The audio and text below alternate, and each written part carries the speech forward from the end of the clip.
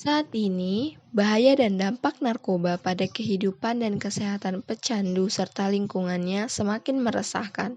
Tapi, tahu nggak sih apa itu narkoba? Yang pertama adalah pengertian narkoba. Narkoba adalah singkatan dari narkotika, psikotropika, dan obat terlarang lainnya. Narkotika, menurut pasal 1 ayat 1 Undang-Undang Nomor 35 Tahun 2009 tentang narkotika adalah zat atau obat yang berasal dari tanaman atau bukan tanaman, baik sintetis maupun semi-sintetis, yang dapat menyebabkan penurunan atau perubahan kesadaran, hilangnya rasa, mengurangi sampai menghilangkan rasa nyeri, dan dapat menimbulkan ketergantungan yang dibedakan ke dalam golongan-golongan sebagaimana terlampir dalam undang-undang ini. Menurut Undang-Undang tentang Narkotika, jenisnya dibagi menjadi 3 golongan berdasarkan pada risiko ketergantungannya. Yang pertama adalah narkotika golongan 1.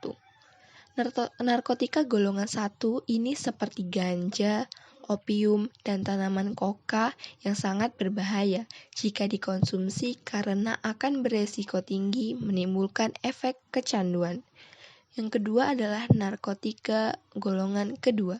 Sementara narkotika golongan 2 ini bisa dimanfaatkan untuk pengobatan asalkan sesuai dengan resep dokter.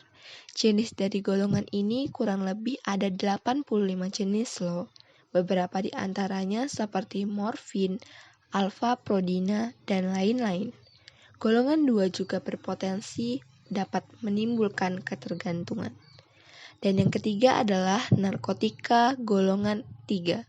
Dan yang terakhir ini memiliki resiko ketergantungan yang cukup ringan dan banyak dimanfaatkan untuk pengobatan serta terapi. Jika berdasarkan pada bahan pembuatannya, jenis-jenis narkotika tersebut diantaranya adalah yang pertama, narkotika jenis sintetis. Jenis yang satu ini didapatkan dari proses pengolahan yang rumit. Golongan ini sering dimanfaatkan untuk keperluan pengobatan dan jenis penelitian. Contoh dari narkotika yang bersifat sintetis seperti amfetamin, metadon, dexamfetamin, dan sebagainya. Narkotika jenis sintetis. Pada jenis kedua ini, pengolahannya menggunakan bahan utama berupa narkotika alami yang kemudian diisolasi dengan cara diekstraksi atau memakai proses lainnya. Contohnya adalah morfin, heroin, kodein, dan lain-lain. Dan yang terakhir, yang ketiga adalah narkotika jenis alami. Ganja dan koka menjadi contoh dari narkotika yang bersifat alami dan langsung bisa digunakan melalui proses sederhana.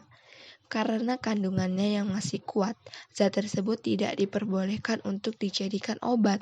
Bahaya narkoba ini sangat tinggi dan bisa menyebabkan dampak buruk bagi kesehatan jika disalahgunakan. Salah satu akibat fatalnya adalah kematian. Bahaya dan dampak narkoba pada hidup dan kesehatan. Peredaran dan dampak narkoba saat ini sudah sangat meresahkan. Mudahnya mendapatkan bahan berbahaya tersebut membuat pengguna semakin meningkat. Tak kenal jenis kelamin dan usia, semua orang beresiko mengalami kecanduan jika sudah mencicipi zat berbahaya ini. Narkoba. Yang pertama, dehidrasi.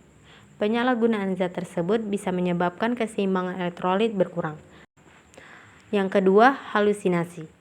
Halusinasi menjadi salah satu efek yang sering dialami oleh pengguna narkoba seperti ganja. Yang ketiga, menurunnya tingkat kesadaran. Pemakai yang menggunakan obat-obatan tersebut dalam dosis yang berlebih, efeknya justru membuat tubuh terlalu rileks sehingga kesadaran berkurang drastis. Yang keempat, gangguan kualitas hidup. Bahaya narkoba bukan hanya berdampak buruk bagi koordinasi tubuh, penggunaan obat-obatan tersebut juga bisa mempengaruhi kualitas hidup. Yang kelima, kematian. Dalam narkoba yang paling buruk terjadi jika si pemakai menggunakan obat-obatan tersebut dalam dosis yang tinggi atau yang dikenal dengan overdosis. Upaya mencegah penggunaan narkoba. Pertama, meningkatkan iman dan takwa. 2. Jangan pernah untuk mencoba-coba menggunakan narkoba kecuali atas dasar pertimbangan medis atau dokter. Yang ketiga, mengetahui akan berbagai macam dampak buruk narkoba. Yang keempat, memiliki pergaulan yang baik dan jauhilah pergaulan yang bisa mengantar kita pada penyalahgunaan narkoba. Yang kelima, memiliki hobi atau kegiatan-kegiatan yang positif, berolahraga ataupun mengikuti kegiatan-kegiatan organisasi yang memberikan pengaruh positif baik. Yang keenam, tingkatkan waktu untuk bersama dengan keluarga agar terhindar dari lingkungan buruk pengaruh narkoba. Yang ketujuh, bila mempunyai masalah, maka cari jalan keluar yang baik dan jangan jadikan narkoba sebagai jalan pelarian.